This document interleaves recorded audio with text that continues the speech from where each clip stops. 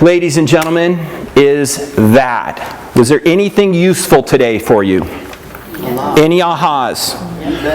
Can you see how with just some relatively basic changes that you could probably profoundly turn around some of your current health challenges or the health challenges of someone that's close to you? Okay, that was my goal. So if I succeeded in that, then this was a good time together. Our cleanse is starting on what day? Yeah, so we have the introduction to cleanse, Yep. October 22nd. Okay. You can pass this around as a way to sign up for Yep. that, and I can collect payment up at the front. Yep. And then we have the Awesome blossom. meetings after that. Yeah, and so what we've done in the past, and I think Marjorie went through a few of these. Margie went through a few of these where, it was good. We'd round table. We'd always start like, who's having challenges? I'm doing this, and somebody else would speak and go, oh, I had that same problem. This is what I did, and it worked great. So it's a really good way for everyone to kind of learn and grow together. I find that to be extremely useful. Okay, it's a Saturday, good. Yep. So now the ongoing meetings probably won't be on a Saturday. Tuesdays. We'll do those Tuesday evenings. Well, that's No, fair enough. But we will probably also do that, like record them. And then, of course, after you go, what we've talked about, you can go, oh, hey, I had some questions on that. You can feel, I will be available. Yeah, my card up there that's my direct email. So I don't have any other one. I think I have a Gmail account I've never used. But if you send stuff to that and you have a question, I'll answer it. So I want everyone to be really successful. And I realize we can't solve everybody's schedule problem, but we're hoping that will work good. the worst one. Right, I appreciate that. All right, so and then what we're looking to do is a healthy cooking potluck the Tuesday before Thanksgiving, so that we can kind of go, look, here's some things, here's some ways that you can modify family favorites, see how they do. Like you might still serve the mashed potatoes, but make maybe some garlic mashed potatoes, and see what people, don't tell them what it is. Oh, I really like these potatoes, these are awesome. And it's like, yeah, it's not even potato, right? So that's a good way to start incorporating things. What we've noticed over the years is our family, because we're all Southern, man. I was raised in a black skillet, right? I mean, we had gravy on everything. I mean, whoosh. And it was clear, that it was causing health problems in my family and what have you. So we had to change, and it's nice to see as the years have gone by, my nieces and nephews are picking up on it. They're doing better with it, and that influence. I'd like to take some of the credit on that. That influence from me in their lives has gotten them to do better, and now that's influencing my siblings, that my sister and my brother-in-laws and stuff, they're doing better too. So please know that the best way to help somebody else is gain the authority by your own victory. So if you really are going, man, I don't know if I really need it, you guys, you need it for no other reason than to help somebody else. Okay? Dr. Ken, on that sign-up that's going around, that is the introductory class. It tells you all about what to expect during the cleanse. That's the 22nd, right? It Yeah. tells you about what product you'll need for the Okay. cleanse. Right. There is product involved. It's about $260 for the kit. If you attend that class, you'll get 10% off your product, and we put your order in that day. Right, and if we can do it, because if we have to keep ordering individual ones, it drives the costs way up. If we can do it as a group, it saves. Either way, we'll take care of you, but here's the thing, I mean, that I'll say this too, because some of your people are like, that's a lot of money. Wait a minute, not really, because you're going to change your diet. So if you're not buying Starbucks, and you're not buying, Frito-Lays, and you're not buying the salted vinegar kettle chips that I love like crazy, and you're not buying, hot dogs, and you're not buying convenience foods, that will more than make up the $270. The average person that does this, if they follow the program, typically saves anywhere from $20 to $80 on their typical grocery bill. So the reality is, if you do it right, like if you think you're going to cheat it and you're going to buy a bunch of healthy versions of convenience foods, you probably won't save money. Right? So you might have to pay a little bit, but it won't be totally equal to the $270. Make sense? And you're still doing better. So even if you're already going, man, I just don't think I could do it perfect, don't worry about it, because guess what? We're going to do it again after the first of the year. And don't even worry about that one. You know why? Because we're going to do it again between Mother's Day and Memorial Day. And if even that one's not perfect, don't worry. We're going to do it again before Thanksgiving. This is our routine, right? Before COVID hit, before my motorcycle accident and COVID, this was our routine. This was just what we did. Like everybody in our office does it too, and we're doing it, and we can all do it. And what we're hoping to do is, as we're doing, like, here's what we're eating today, we'll make little stupid TikTok videos on that, and or the young people will make videos on it. I don't know, such things.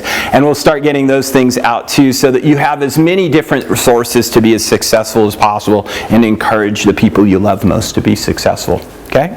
All right. I got a question. Well, what are your thoughts on artificial sweeteners? So that's a convoluted one. I think for my primary thing, and part of that's actually a really good question in this context, because the reason why we use the standard processed products is they're not sweetened. And my attitude on this, and I'm a bit hardcore on this, so maybe this doesn't quite fit everybody in the room, is that if you don't kill your sweet tooth, you'll always battle your sweet tooth. It'll kill you. You just always will battle it. So if the only way you can consume things is if they're slightly sweetened, then you're always going to be one stress night, one hurry, one temptation away from eating the wrong thing. So ultimately we have to kill the sweet tooth. Now, with that said, it's almost impossible to find chewing gum that doesn't have aspartame in it. Like, it's almost impossible, right? So certain things, like if you have a stick a day of chewing gum, not like a pack of chewing gum, but a stick of chewing gum a day, you're probably not getting enough aspartame to cause problems.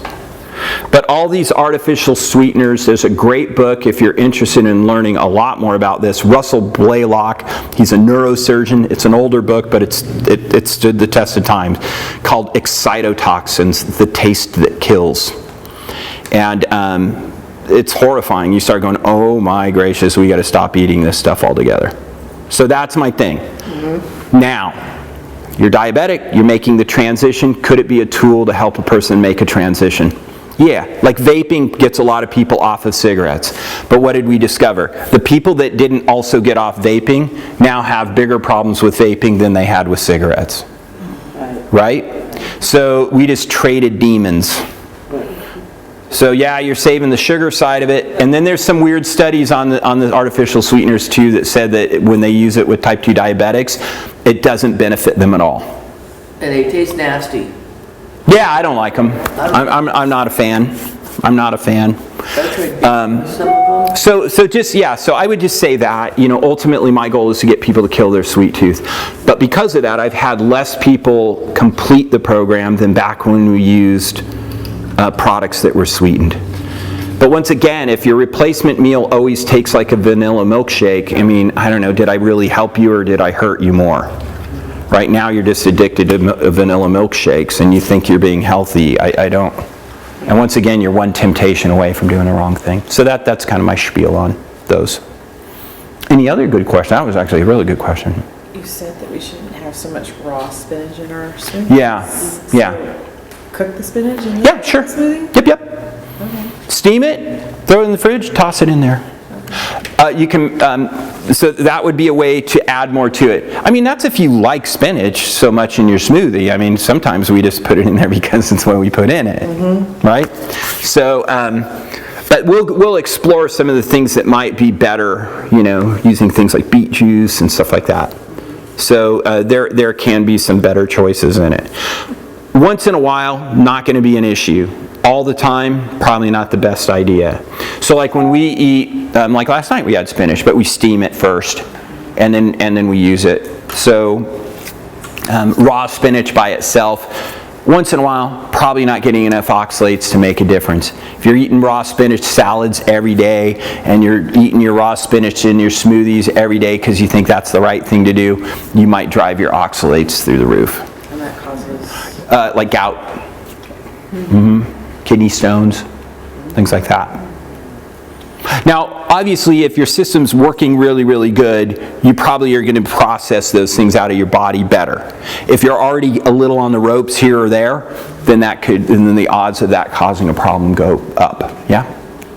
Makes sense? Okay. You guys, it's not about perfection, and don't compare yourself to anyone else. Compare yourself to who you were yesterday. Right? Incremental change is all we're asking. And there are seasons, like Rachel and I just went through season, 5 years, it was tough. My accident, I was out of the clinic for 6 months, laid up, couldn't move. And then she went from that to having a spinal cord tumor that was a really crazy surgery. And then, and so there was a lot of downtime and recovery time and fear and stress, and we almost lost our office, and there was a lot involved. And I get it, I'm not trying to say, hey, poor us. It's more like I think God did that to us so that we could have more empathy for our patients. And it's one of those things look, we all go through those seasons, you guys. That's all right. As soon as the storm's over, man, as soon as the tornado's back, Auntie M's got to rebuild the farm, right? You got to get back at it, roll your sleeves up, get back at it, right? You can't, so it's okay. There's seasons of that. I would still say, even in the seasons of duress, even if you're not going to do it perfect, stay engaged.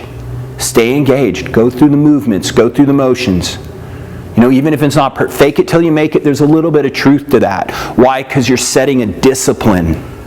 Even if it's not very effective yet, you're setting the discipline, right? And that's the most important thing. That is literally the most important thing. That's how all things are fixed, okay? And that's true for everyone in your family too. For those of us still have kiddos and grandkiddos that we influence, be that mom, dad, that grandma, that grandpa, be that person that's an inspiration to the younger generation, not yet another thing in their social construct that says, why bother? Why bother? We're just going to be old, diabetic, decayed, arthritic, cranky old farts anyway. I might as well have a good time now, right? Be that inspiration. That's my goal. Be the inspiration. Where people are your grandkids are going, man, Grandpa Ken's a beast, man. He outlifts me and he out-hikes me and out-fishes me. That's what we want, right? Even if we can't get there, we're going to strive for it, yeah? We're going to strive for that, because even if we fail, that if our kids and our grandkids can see that we're striving for it, right? That's the beauty of the church. When people that are non-believers go, yeah, the church is filled with hypocrites and failures and what have you. It's yeah, but so long as they're still striving for it, right? They're still in the game, eh? Yeah, they had a bad season, but they're still in it. They're still playing. They're still trying. That's an inspiration. And I believe that's how we turn this psycho mess that we've gone through the last couple years. That's how we're going to do it. It's going to start with a group like this. And then it's going to turn into our friends and family, and then that's going to reach into our community, and then all of a sudden we're not worried about whether or not the bus driver took too much sleep med last night and crashes the bus when our kids are in it, and we're not so much worried about whether or not the kid sitting next to our kid in class has a psychotic break because of his meds. He overreacted to his meds, and now he's going to shoot everybody in the class. Like the ripple effect of what I'm talking about right now, you guys, is everything wrong in our culture is fixed this way. Everything is fixed this way. We don't have to get into all the weird psychobabble stuff. That's really not as important. It really isn't, because it just kind of fades away as soon as people start thinking naturally, living naturally, pursuing excellence naturally, right? Not that every problem isn't solved in the medicine cabinet, right? That culture, you can imagine, Rose, yes? You can imagine what our community would be like if everybody, if I could do the Thanos snap and everyone got it. Within weeks, maybe months at the most, this would be a transformed community. Marriages would be better, teachers would be healthier, students would be more excited about learning, right? Husbands and wives would be kinder to one another. Right? It would just be a better world if everyone got this. And I believe the crazy thing is I believe it's possible. I believe it's possible, and I believe it's not that difficult. What it starts with is a handful of people not behaving like children. that it takes a handful of people that say, hey, it was fun, I'm drawing the line in the sand, and I'm moving forward, right? I don't have any real regrets in my crazy 20s. It was fun. I had a good time. There was a lot of destruction too, and hurt and pain too, but it was a lot of fun too. So I'm not regretting it, but it had to end. Yeah, it had to end, right? It's like that was not good. Like to keep going was only going to get worse. It wasn't going to stay fun, right? It was going to just get worse. And it's the same with our diet. It's the same with the leaving subluxations unchecked. All these things is the same. You let your body break down and decay and fall into disease, it turns into pathological processes, pathological cells, pathological thinking, pathological cultures, pathological relationships. You see what I'm saying? So that's, sorry, I could go another 3 hours on a rant, so I won't, but you get it. I love you and appreciate you. And thank you, Larry, for filming. Appreciate that very much.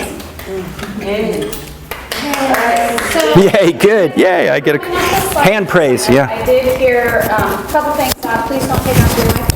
Larry's got a couple questions for you pertaining to the slideshow, so that we can get that out in DVD format. Okay. I know you guys asked pricing, so all of the classes are $50 each. If you sign up for the 3 classes that are the actual dates that we start the cleanse, which would be November 1st to the 21st, which is perfect. Instead of $15 each, it's $30 for the 3 classes. So hopefully that answers your questions. And then I'm up here, can help you.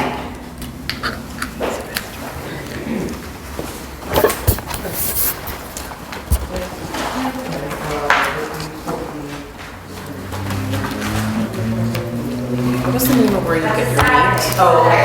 Arrow J Beef. Arrow J Beef. We might even have some flyers up front. And if you're looking to get there, it's like butcher time. Okay. You used to have to buy a side of beef, right? Because they have to kill the whole cow. But I don't think you have to now. You can do some select cuts. So. And then what's the farmer's market you said where you can get the fresh seafood? Any of the they go to all the farmers markets, but it's called Little Fish Company. Little Fish. Yeah, yep. Yeah, they do the one over by the Galleria. They do the one, I think at Sunrise Mall. I think they do that one. There's also a farmer's market in Natomas every Saturday. Yeah, I think they hit all of them. They do that. We hit the one in Auburn. Maybe. Okay. I haven't been to the one in Natomas because I'm normally where at work. So they don't always have everything. It's what's being caught. Yeah. But if certain things are in season, it's best to put your order in, and they usually will send you, if you're signed up on their email, it'll tell you what's coming in off the boat, and they'll say, if you get your order, you have to have your order in by, like for us, it's on Saturday, so we have to have our order in by Thursday night. Okay. So if your farmer's market is, say, on Thursdays, like the one downtown is on Thursdays, then you probably have to get your order in on Tuesday. So I'm guessing. you have to order ahead of time. You don't have to. You just don't always know what they're going to have left, Okay. right? So if you think, hey, if you don't really care, and you're just like, hey, I'll be pleasantly surprised with what came off the boat, then it doesn't matter. Okay. If that Like makes something sense. specific. Yeah, if you want something specific, it's smart to This is where I have the hardest trouble is with meat and fish. yeah, no, for sure. No, look, yeah, you're not wrong. Yeah. Yeah, I get it. But I didn't know I was screwing up with the spinach. Yeah, no, look, and just so you know, that's things change. Like that was the primary thing I used for the longest time. And then you go, ooh, I didn't even consider that. How much I might be, because I'm getting it in a more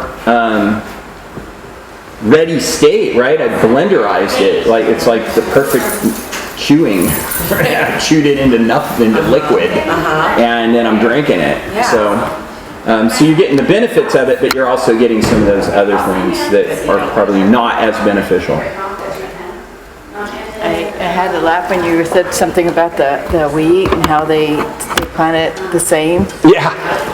One of the things that Dad always says is he never plants his onions in the same spot every year. He rotates Exactly. it. No, that's a huge part of it too, because you do deplete the soils, And, you know, ideally, like RJ Beef, what they're really trying to get to doing is rotating their pastures even. So they'll put the cows out in this one pasture, they eat all this stuff. The next year, they run the chickens through it, and the chickens will now pick through a bunch of this stuff, because right, the cows don't fully eat stuff, and they break it down even more, and then the next year they follow behind and plant it. Yeah. So it's constantly in a renewal. They're not perfect on that yet, but that's their goal. Yeah. And I'm like, dude, good goal. But that, yeah, I mean, and that's something like, you know, Dad's 96. And, Well, right. It's the old way, right? the old way. It's That's the what they ancient did. ways, right? Yeah, it's pretty good that, it just made me smile because I just remembered what Dad said the other day.